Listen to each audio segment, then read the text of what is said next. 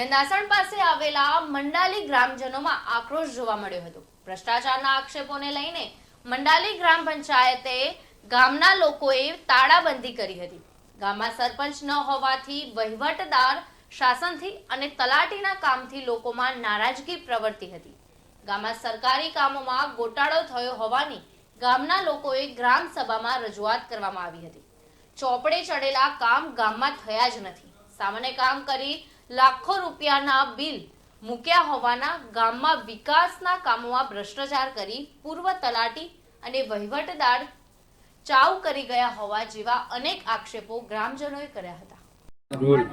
મારું નામ રાવળ ભરતકુમાર કાંતિલાલ, પૂર્વ તાલુકા પંચાયત સદસ્ય મહેસાણા।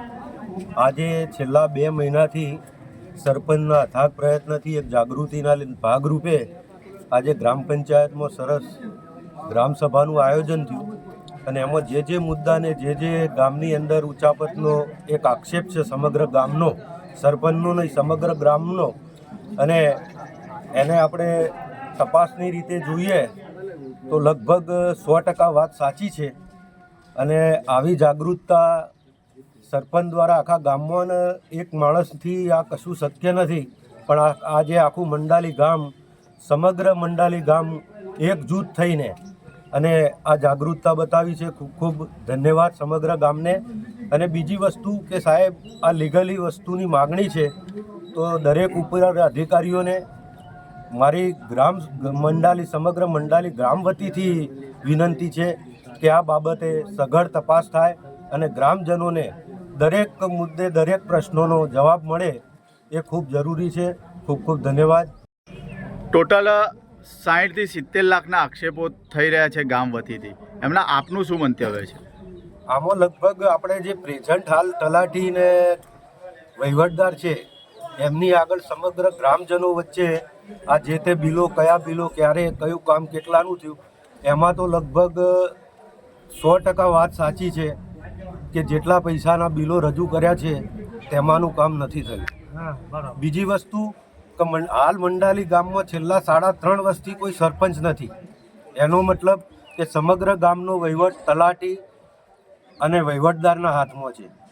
તો હું ગ્રામજનોને ફક્ત એટલી વિનંતી કરું છું કે ભલે આપણે સરપંચ ના હોય પણ આપણે એક એવી યુવા ટીમ બનાવીએ કે ફરીવાર ભવિષ્યમાં પ્રેઝન્ટમાં કોઈ આવો પ્રશ્ન ગ્રામ પંચાયત લીધે કે ગામના વિકાસના કામ કોઈ અટકે નહીં। શું તમારું? મારું નામ પઠાણ બિસ્મિલ્લાહ ખાન છે। હું ગામ મંડાલીનો માજી સરપંચ તરીકે રહી ચૂક્યો છું। શું ઘટનાને લઈને લોકો તાળાબંધી કરવા માટે ગામના લોકો આવ્યા છે?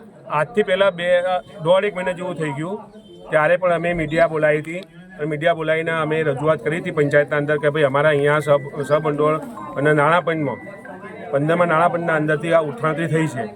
એના 1.5 મહિના પહેલાં અમે અગાઉ માગેલું હતું માહિતી, અને આજે અમને ગામસભાની તારીખ પંચાયતના અંદરથી 25 તારીખ આપેલી હતી કે ગામસભાની તારીખ આપણે 25 તારીખ રાખેલી છે, એમાં ટીડીઓ સાહેબ હાજર રહેવાના છે। ગામ લોકોને અમે રજૂઆત કરી કે ભાઈ આપણે ટીડીઓ સાહેબને બધા આવવાના છે, તો ગામ લોકો આવે।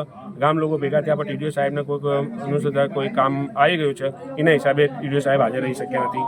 ગામવાળાની રજૂઆત એક જ છે કે ભાઈ અમારા સહભંડોળના અંદર અને નાણાપંચના અંદર આટલા પૈસા થતા હતા અને આ લોકોએ કામ કરેલું નહીં, કશું એ કર્યું, એ લોકોએ કામ એવું નહીં કે નહીં કર્યું।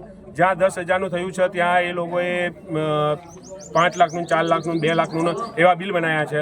જ્યાં 20,000નું કામ કર્યું અને 2.5 લાખ રૂપિયા ઉપાડી રહ્યા છે, આવું કામ કર્યું આ લોકોએ। ટોટલ કેટલાનું કામ થયું છે અને કેટલા બતાવેલા છે, શું લાગે છે? ટોટલ આશરે કામ થયું હશે લગભગ 2 થી 3 લાખ રૂપિયાનું, અંદાજિત 2 થી 3 લાખનું થયેલું છે, અને એ લોકોએ બતાવ્યું છે 60 લાખ ઉપરનું બિલ બતાવ્યું છે। આમાં કોણ તમને સામેલ લાગે છે? આના અંદર જો આગળના જે વહીવટદાર છે કનુભાઈ ચૌધરી અને તલાટી હતા આગળના એ ફાલ્ગુનભાઈ દેસાઈ। આગળ શું પગલાં ભરવા માંગો છો તમે? આગળ એ જ ગામજનો કહે છે બધા કે ભાઈ આપણે પંચાયતના અત્યારે ટાલો મારો, કારણ કે જો અમારા અહીંયા કોઈ સરપંચ છે નહીં અત્યારે હાજર, વહીવટદાર તરીકે વહીવટ બધા કરે છે પંચાયતમાં। અમે લોકો ગામ લોકોએ બધાએ ભરોસો મેળવી પંચાયતના, અને અમે એ લોકોને કામ સોંપ્યું અને એ લોકોએ અમારો વિશ્વાસ તોડ્યું છે। એટલે અત્યારે ગામ લોકો રોષમાં છે કે ભાઈ આપણે પંચાયતમાં તાળો મારો, તો થઈ શકે આ ગામ લોકોની રજૂઆત છે, તો જુઓ। નવા આવનાર તલાટી અને વહીવટદારને તમે આ બાબતે જાણ કરી? નવા આવેલા તલાટી શ્રી અત્યારે લગભગ 1 થી 1.5 મહિનો થયો ત્યારે જ આવ્યા છે નવા, અને વહીવટદાર છે 10 જ દિવસ થયા એમને.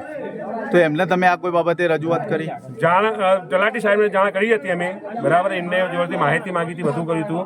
એમને કીધેલું હતું અમને માહિતીને, કે એમને તારીખે આપી હતી, એ માહિતી અમને આપી.